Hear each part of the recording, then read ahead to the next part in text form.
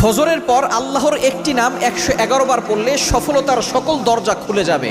যদি কেউ বারবার ব্যর্থ হন, সকল যদি দরজাগুলো বন্ধ হয়ে যায়, তাহলে আপনি আল্লাহর একটি নাম পড়বেন। মনে রাখবেন, আল্লাহর এই গুণবাচক নাম পড়ে দোয়া করে আল্লাহ তাআলা সেই দোয়াটা কবুল করেন। আল্লাহ তাআলা নিজে বলে দিয়েছেন, কোরআন খোলেন, পবিত্র কোরআন কারীমের 9 নম্বর পারা 13 নম্বর পৃষ্ঠার 4 নম্বর লাইন, সূরা আরাফের 180 নম্বর আয়াতে রব্বুল আলামিন বলেন, ওয়ালিল্লাহিল আসমাউল হুসনা ফাদউহু বিহা।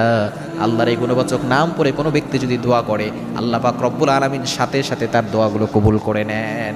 এজন্য আল্লাহর এই গুণবাচক নামটা ফজরের নামাজের পরে আপনি পড়বেন। যদি আপনি ব্যর্থ হন, ব্যবসায় লস হচ্ছে, আপনি কোনো চাকরি পাচ্ছেন না, যেখানেই চাকরিতে যাচ্ছেন চাকরি চলে যাচ্ছে, ব্যবসায় কোনো উন্নতি করতে পারতেছেন না, আপনার সফলতার দরজা সব কিছু বন্ধ হয়ে গেছে, বিয়ে হচ্ছে না, আপনি ফজরের নামাজের পরে এই আমলটা করবেন। আল্লাহর গুণবাচক নাম হচ্ছে ইয়া ফাত্তাহু।